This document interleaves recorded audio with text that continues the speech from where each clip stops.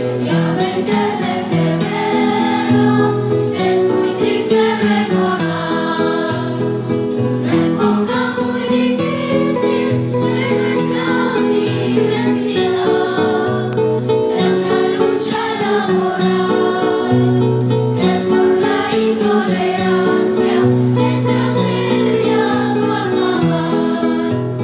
Los compañeros se encuentran, no daban marcha atrás. Muy buenos días, estamos en este proyecto que se llama Atelier Cultural Universitario y esta es una fecha fundamental en la historia de nuestra universidad. Vamos a abordar el tema de los mártires del 20 de febrero y para ello tenemos al maestro Francisco Javier Castellón Fonseca. Buenos días, maestro. Muchas gracias, mi querido maestro. Efectivamente es un tema fundamental para entender la historia de la universidad y la identidad de muchos universitarios de varias generaciones en esta casa de estudios. Sí, de hecho, la identidad que nosotros queremos comenzar a trabajar para hacer ese rescate va encaminado a esta nueva generación de maestros que se nos han jubilado, quienes estuvieron ahí en la memoria, que tenían más fresco los eventos, que nos dieron esta identidad, pero que también nos dieron muchas cosas, entre ellas la autonomía, maestro. Entonces es importante retomar estos temas, platicarlos y después, gracias a la tecnología y esos nuevos medios de comunicación que tenemos, hacérselos llegar para que la memoria histórica sea parte también de eso que nosotros llevamos a las aulas, maestro. Sí, así debe ser. Finalmente hay muchos temas, no solamente en la universidad, en Nayarit y también en nuestro país, que deben ser rescatados porque al final de cuentas la historia de una institución como la nuestra debe ser una historia de muchas voces, no de una sola voz, no de la voz de la autoridad, no de la voz de un sector, sino de muchas voces que van construyendo la identidad de todos. Y en el caso de este tema del 20 de febrero de 1979, es fundamental seguir recordando la historia. Sí, de hecho, maestro, para nuestros alumnos, para nuestros jóvenes maestros, decirles que nuestra Universidad Autónoma de Nayarit no nace como autónoma, nace como la UNINAY y una seguidilla de eventos después de 1975, que es cuando se genera la autonomía, es lo que crea estos momentos de inestabilidad que desafortunadamente detonaron con una huelga y con el evento de los mártires. Pero para eso usted es el especialista, maestro. Le dejamos la palabra en esta línea del tiempo de reconstrucción. La verdad, el tema, creo que el tema de la fundación de la universidad ha sido tratado muchas veces, el papel del doctor Julián Gascón Mercado, la manera como el doctor Julián Gascón Mercado acudió a los sectores sociales del Estado para lograr un apoyo central en la donación de los terrenos universitarios, en la consecución de un presupuesto que pudiera construir la ciudad de la cultura cuando no había prácticamente nada. Y fue una acción que dio lugar a que la Universidad de Nayarit fuera una universidad que tuviera un respaldo popular muy grande. Cuando el doctor Julián Gascón Mercado funda la universidad en agosto de 1969, él está a unos meses de retirarse como gobernador y le corresponde al gobernador Gómez Reyes ser el responsable de consolidar el proyecto. Y como todo inicio, fue un inicio difícil, pero fue un inicio en el cual la universidad fue consiguiendo mayor respaldo de la sociedad, un mayor número de alumnos, pero también hay que tener en cuenta que una institución, que es un espacio donde concluyen miles de jóvenes, donde hay cientos de profesores, en un estado pequeño, donde todos nos conocemos, pero que además participamos en política, era evidente que era un espacio que se iba a convertir en un espacio político. Sí. En el de 1970 a 1975, la universidad fue una universidad que creció, prácticamente de manera geométrica, se crearon carreras, se consolidó la ciudad de la cultura como el eje central de la universidad. Sin embargo, la comunidad universitaria no estaba exenta de lo que ocurría fuera. Del pulso político externo. Hay que recordar que en el 68, el movimiento estudiantil de 68 generó un impacto muy fuerte no solamente en los estudiantes, sino en los ciudadanos. Que muchos jóvenes desesperados fueron a tomar el camino de las armas y de la guerrilla en prácticamente todo el país, y que entre 1970 y 1975 se dieron muchos eventos en los cuales jóvenes se enfrentaron con el ejército o se enfrentaron con las policías e hicieron acciones de propaganda en muchos lugares del país, incluyendo la naciente Universidad de Nayarit. Entonces, Nayarit en ese momento era un estado, yo digo un estado en transición, porque el doctor Julián Gascón Mercado había dejado una manera de gobernar muy cercano a la población. El gobernador Gómez Reyes era un gobernador que, aun cuando no era un hombre de carácter muy fuerte, mantenía esa visión entre social y democrática, aunque procedían de un régimen autoritario, que era el régimen autoritario del PRI, que permitía ciertas libertades. Entonces, cuando se da la coyuntura de elección a gobernador en 1975, el PRI decide, el presidente de la República quizá, por razones de Estado, postular al coronel Rogelio Flores Curiel como candidato al gobierno del Estado de Nayarit. ¿Por qué? Porque el coronel Flores Curiel había sido jefe de la policía de la Ciudad de México cuando el 10 de junio de 1971 un grupo de jóvenes pelones armados con barasquendo atacaron una manifestación, la primera que se realizaba después de 1968, atacaron una manifestación en la calzada México-Tacuba, cerca de las instalaciones del Politécnico y del Cine Cosmos, y asesinaron a más de 30 estudiantes ni siquiera fue un enfrentamiento, en un ataque a una manifestación en las calles de la Ciudad de México. El coronel Flores Curiel había permitido que estos halcones, así se llamaban a ellos mismos, se entrenaran en los campos de la policía de la Ciudad de México, y muchos decían, y hasta ahora ya se comprobó, eran parte de un grupo paramilitar organizado por el gobierno federal, entrenado por los militares y acogido por el Departamento del Distrito Federal, entre ellos la policía, que era un grupo de contención para evitar las manifestaciones estudiantiles como las del 68. Entonces, al darse el escándalo después de esa manifestación y de esos muertos, el presidente Luis Echeverría despidió, los renunció a él y al jefe del Departamento del Distrito Federal, y el ejército se agravió con esa decisión, seguramente. Entonces, en noviembre, más bien en agosto, junio de 1975, quizá antes, se postuló al coronel Flores Curiel como candidato a gobernador. Entonces, no solamente en general los nayaritas se espantaron, sino también los propios miembros del PRI se dividieron para apoyar a Flores Curiel. Unos no quisieron y otros sí. Entonces, ese era el contexto.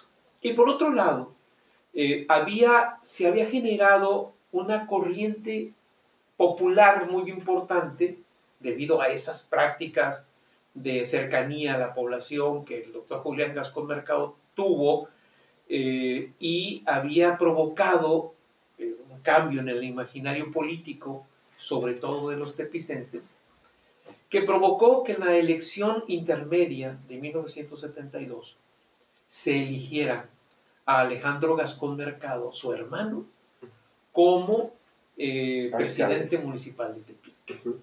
Entonces, fíjate cómo se van dando esas condiciones para que años después, en 1975, Alejandro renunció en el 70, a principios del 74 para dedicarse de lleno a la campaña, a la gobernatura. Fue una campaña tan exitosa que al final de cuentas, cuando se nombra el candidato del PRI al gobierno del Estado, una gran parte de la población ya estaba con Alejandro Gascón. Se da la elección en noviembre de 1975 y Alejandro Gascón prácticamente arrasa en la elección, pero el Estado mexicano decidió no solamente no reconocer el triunfo de Alejandro Gascón, sino realizar un fraude de la manera más descarnada que tú te puedas imaginar y que también habrá que rescatar en algún momento. Dándose esa situación, el presidente Luis Echevarría no convence a los miembros del Partido Popular Socialista, que era donde Alejandro Gascón Mercado era el candidato, y prácticamente imponen a Flores Curiel como gobernador. Flores Curiel era un militar de derecha, anticomunista rabioso, y entonces empezó a generar declaraciones que prácticamente decía que él iba a regresar al orden a Nayarit. Significaba que iba a limpiar de comunistas o del comunismo que la de alguna manera se estaba posesionando de los nayaritas en aquel momento. Quiero decirte que uno de los espacios donde más se discutía el tema del marxismo, del comunismo, del socialismo, era en la universidad. Entonces era evidente que el coronel Flores Curiel iba a enfocar sus baterías hacia la universidad. Porque además en un acto de campaña donde asistió el coronel Flores Curiel con el candidato presidencial del PRI, José López Portillo, los estudiantes universitarios no lo dejaron entrar a la Ciudad de la Cultura y le provocaron un motín en su meeting de presentación en la plaza de Tepic, y eso evidentemente no le vino bien. No lo dejó resentido. Entonces, esas son las condiciones que se dan para que el gobernador Gómez Reyes y el Congreso del Estado de Nayarit dicten la autonomía, promulguen la autonomía de la universidad en diciembre de 1975, después de una campaña donde varios universitarios empujaban esa autonomía, porque sabían que llegando el coronel Flores Curiel las cosas iban a ser las condiciones difíciles. Iban a cambiar. Se da la autonomía días antes de que Flores Curiel tomara posesión, y entonces Flores Curiel toma posesión el 1 de enero de 1976, y en la universidad empiezan a cambiar las cosas. No quiero hacerla muy largo porque no tenemos mucho tiempo, pero de 1976, que el coronel Flores Curiel asumió la gobernatura, a 1978, las cosas comenzaron a ponerse difíciles en la universidad. Muy tensas. Tensas, aparecieron grupos de porros, aparecieron armas en la universidad que eran proporcionadas por el Estado mismo. Por el Estado mismo. Apareció la impunidad. Había un grupo que se llamaba FEUM, que era el antecedente de la FEUAN, que los dirigentes de ese momento eran galleros, y tenían obviamente mucha cercanía sobre todo con la parte más oscura del Estado. Había un procurador del Estado que se llamaba Antonio San López, que había sido jefe de la Policía Judicial en la Ciudad de México cuando el coronel Flores Curiel había sido jefe de la policía. Y entonces comenzaron a armar un esquema de porrismo, impunidad, agresión a quienes empezaban a manifestarse como opositores adentro de la universidad. De 1976 a 1978 hubo renuncias de rectores. Estaba el rector Vidal Manso en 1975, posteriormente se eligió al rector Hernández de la Torre, que renunció prácticamente obligado y amenazado por las agentes del Estado y por las policías. Después el rector Hernández de la Torre, hubo una junta de decanos que formaron rápidamente para no dejar la universidad sin dirección. Después un triunvirato, o sea, tres personas el ingeniero Alegría, el doctor Trejo y el doctor Petronilo Díaz Ponce fueron el triunvirato, y al final, en 1978, fue electo el rector Petronilo Díaz Ponce como rector de la universidad. Pero todo ese periodo fue un periodo de mucha violencia al interior de la universidad. Se había dado hacia 1976, cuando llega el rector Hernández de la Torre, un proyecto avalado por la SEP federal, que se denominaba Nueva Universidad. Y ese proyecto era un proyecto educativo donde desde México se planteaba que la universidad debía tener más cercanía con la comunidad. Y entonces se crearon dos instancias, el Instituto de Investigaciones Económicas y la Dirección de Actividades Productivas, que se dedicaban fundamentalmente a tener cercanía con la comunidad. Pero eso en el gobierno del Estado se vio como un intento de los comunistas para poder hacer política en las comunidades. Y después me enteré, debido a una confesión de uno de los funcionarios de esa administración, que me lo hizo siendo yo rector, me dijo, imagínese, me dijo, el periodista RAL, Ramón Audelo Landázuri, que era un hombre de derecha, convenció al coronel Flores Curiel de que en el local de Jalisco, donde hoy está la Escuela de Música, sí, estaba la sede del Instituto de Investigaciones Económicas. Era un nido no solamente de comunistas, sino también de guerrilleros. Entonces, el coronel Flores Curiel le pidió a Sam López y al propio Ramón Audelo Landázuri que fueran y desalojaran esa instalación. Tomaron porros, tomaron personas, pistoleros, fueron y en la noche no solamente saquearon el edificio, sino lo quemaron. Quemaron archivos, quemaron fotografías. Afortunadamente no había nadie, pero generaron una situación de terror. Entonces era evidente que el Estado, el gobierno, estaba en contra de lo que se estaba haciendo en la universidad.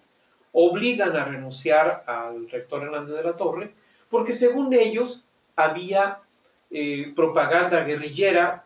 Seguramente había algunos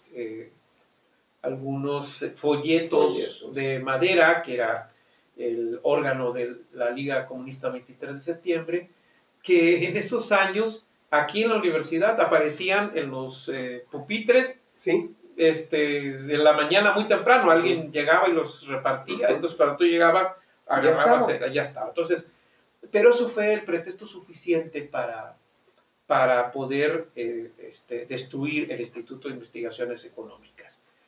Por otro lado, en esos años se formó el sindicato de trabajadores de la universidad. Primero como asociación y después como sindicato, siguiendo una línea nacional, maestro. La línea nacional era, se estaban formando la Federación de Sindicatos Universitarios, el STUNAM también se formó en esa época. El STUNAM empezó una serie de movilizaciones para el reconocimiento del sindicalismo universitario y para el cambio de legislación, porque el gobierno quería que los sindicatos universitarios fueran sindicatos reconocidos como sindicatos de burócratas. y no de académicos ni de trabajadores. Entonces se dio una lucha desde 1975 hasta 1977 del STUNAM para ese reconocimiento.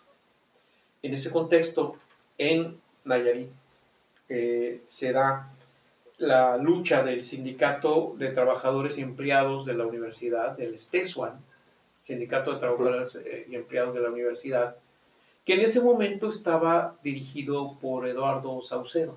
El Morro. El Morro. Y por Cefó Luján, que también era de los jóvenes trabajadores que habían entrado al Instituto de Investigaciones y que sí tenían cercanía con el Partido Comunista y con algunas organizaciones de izquierda.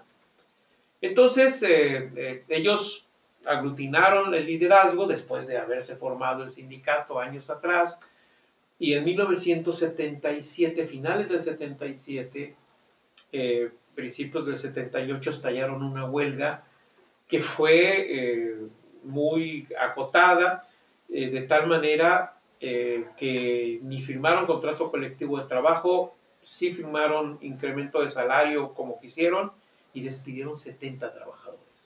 Estamos hablando en noviembre del Diciembre del 77, diciembre del 77, enero del 78. Durante todo el 78 prácticamente se dio toda esa fricción entre sindicatos, rectoría, gobierno del Estado. La rectoría decidió formar un grupo denominado Policía Universitaria, armado, que andaba en la universidad armado, compuesto por policías y por ex soldados o soldados en activo, seguramente conformado también desde el gobierno, que se dedicaron sobre todo a supuestamente poner orden en la universidad, pero sobre todo a reprimir, acosar y asustar a los otros trabajadores que evidentemente no estaban con la administración. Las cosas se pusieron difíciles, y en diciembre de 1978 el sindicato, el STESUAN, estalló la huelga en la universidad. La demanda era firmar el contrato colectivo, regresar los 71 trabajadores que habían despedido el año pasado y evidentemente el reconocimiento del sindicato. Para eso el rector y su grupo habían conformado otro sindicato que se llamaba Situán, que era un sindicato conformado con los guaruras, con los pistoleros. Era el oficialista. Era el oficialista, pero también habían provocado una división en el STESUAN y haber formado el primer CETUAN. Lograron dividir al STESUAN, formaron el CETUAN, y el dirigente del CETUAN fue Juan Manuel Partida Chávez. Que es uno de los tres mártires. Es uno de los tres mártires, uno de los tres muertos. Cuando las cosas se ponen difíciles, se estalla la huelga en diciembre, en enero ya no se regresa a clases. Sin embargo, en enero un grupo de estudiantes, sobre todo los estudiantes cercanos al sindicato, conformamos porque yo estuve ahí, el Consejo Estudiantil Universitario, el 20 de enero de 1979. ¿Fue el primer consejo? Fue el primer Consejo Estudiantil Universitario, que era una organización estudiantil de apoyo a la huelga. Había gente del Partido Comunista, había gente que no teníamos partido, pero que participábamos y simpatizábamos con las organizaciones de izquierda. Y había incluso también jóvenes que fueron a apoyar porque sabían que esa lucha era por justa. Vocación y voluntad. Por vocación. La CJM, que era una organización priista, pero que estaba agraviada por el coronel Flores Curiel, participó no solamente en la conformación del CEU, sino en el apoyo. Raúl Padilla López, Raúl Padilla, el rector de la Universidad de Guadalajara, y después un personaje de la cultura universitaria, estuvo aquí como líder estudiantil de la FEC. Y ellos en un evento aquí en la Escuela de Economía, en una reunión de conformación del CEU, fueron atacados por la policía universitaria y desalojados prácticamente a balazos. Entonces, ese día, el 20 de enero de 1979, el sindicato estaba haciendo guardia en las oficinas que el propio Stesuan tenía enfrente de turismo y de economía, y también fueron desalojados con violencia. Después del 20 de enero, el Cetuán, que se había desprendido, empieza a ponerse en huelga junto con el Stesuan, y las cosas durante de ese día del 20 de enero al 20 de febrero de 1979 se pusieron cada vez más violentas. Los trabajadores se iban todo el día a la cruz, bueno, en la noche allá dormían en la cruz, y todos los días en la mañana se venían a poner las banderas de huelga en la cerca que la propia autoridad había puesto en la universidad. El 19 de febrero hubo una marcha, dos marchas, una convocada por el rector y los directores de las escuelas para reclamar el regreso de clases, y otra por el Consejo Estudiantil Universitario y por el Stesuan y el Cetuán para pedirle a la gente de continuar con el movimiento de huelga.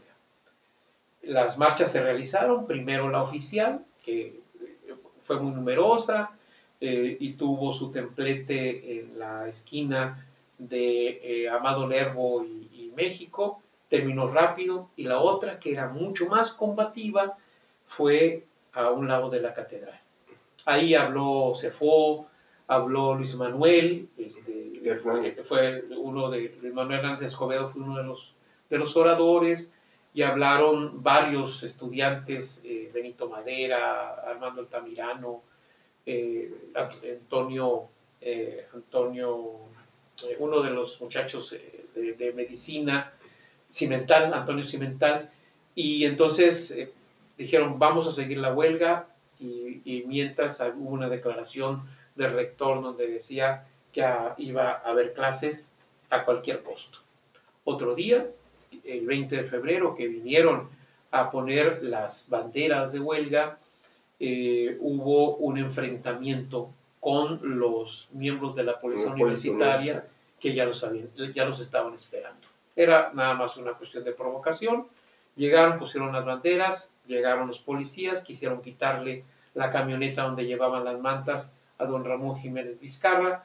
Don Ramón no se quiso dejar, uno de los policías se subió en su camioneta, le dio hacia el lado de la cruz, él se colgó de la puerta y el policía universitario le pegó 2 balazos en la cara y en el cuello, y cayó prácticamente muerto en la subida hacia la cruz, después del crucero que da la preparatoria 1. Se desata la balacera, hay varios heridos de bala. Don Pedro de Alba Durón fue herido también en el cuello y en la cabeza, y Juan Manuel Partida Chávez, los que estuvieron cerca de ahí, dijeron claramente que hubo un sujeto que fue y le disparó a él a quemarropa. Incluso Luis Manuel me platicaba que él estuvo ahí en ese momento y que vio cuando el disparo fueron directamente a Juan Manuel Partida Chávez. ¿Cuál era la idea? Decir que hubo un enfrentamiento entre los miembros del Stesuan y el Cetuán. Ese día, después del asesinato, la Policía Judicial del Estado tomó el control de la universidad, había gente armada cuidando la torre de rectoría, pero en la radio local hubo mensajes prácticamente cada media hora del rector, de la FEUAN, del Cetuán y no era FEUAN, era FEU, y de Espaguán,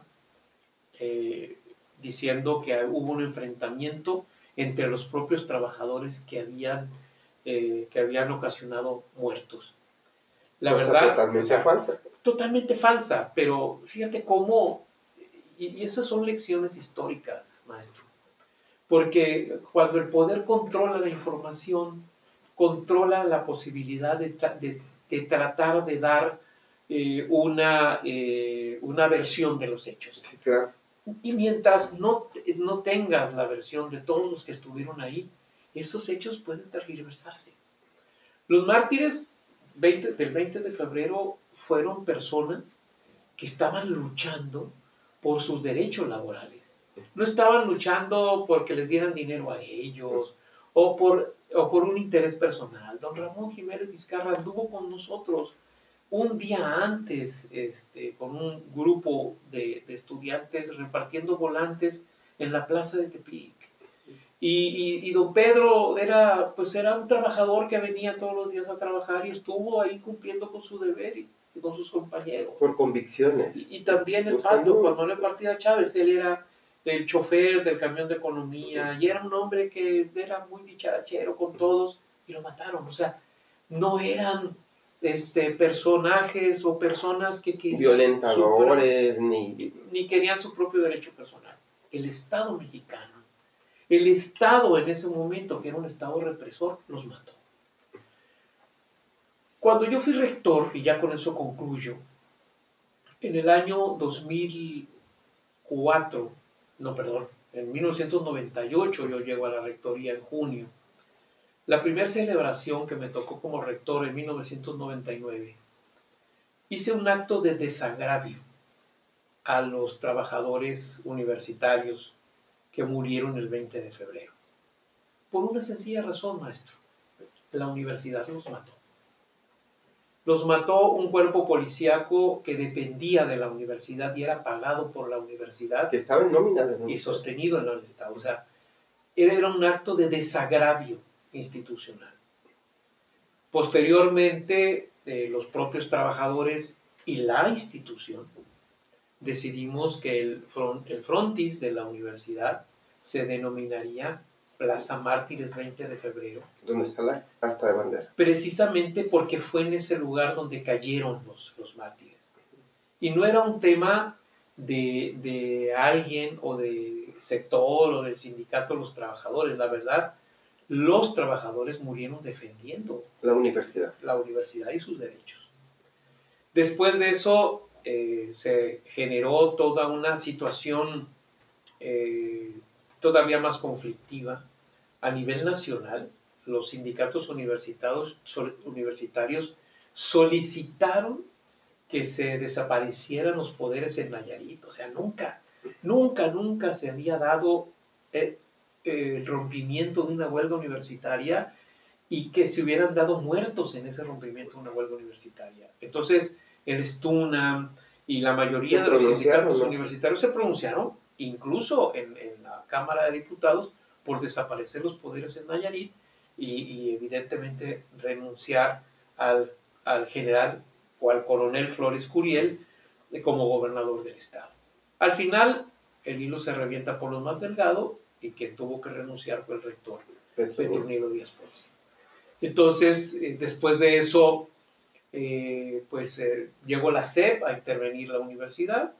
La Núñez estuvo un tiempo aquí como el secretario general de Anúñez, como rector de la universidad interino. Luego vino Asdrúbal Flores, que era un funcionario de la SEP, y posteriormente, hacia junio de 1979, los universitarios se eligieron, yo digo que de manera grata, porque eso generó la estabilización de la universidad, al licenciado Germán Rodríguez Jiménez. Esa fue la historia.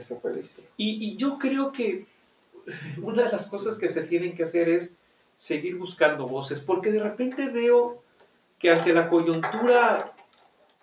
la coyuntura local, universitaria, de repente se quieren desaparecer símbolos que finalmente, mi querido maestro, forman parte del espíritu universitario de las generaciones que estuvimos aquí de los años 70, de los años 80 y de los años 90.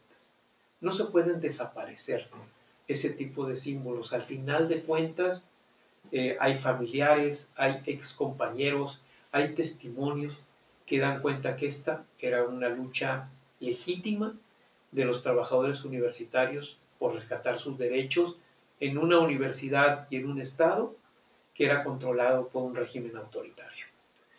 Bien, estas memorias, maestro, vividas de primera mano, son parte de ese acervo que la Atelier Cultural Universitario, a través del CEMED, que es donde estamos en la Unidad Química de Economía, pretende documentar, rescatar y comenzar a socializar con estas nuevas generaciones de universitarios precisamente por eso, porque tenemos que pugnar por nuestra identidad, pero la identidad ha estado construida desde diferentes flancos y sobre todo personajes importantes que de manera literal, como usted nos los narró, dieron su vida por tener lo que ahora tenemos, maestro.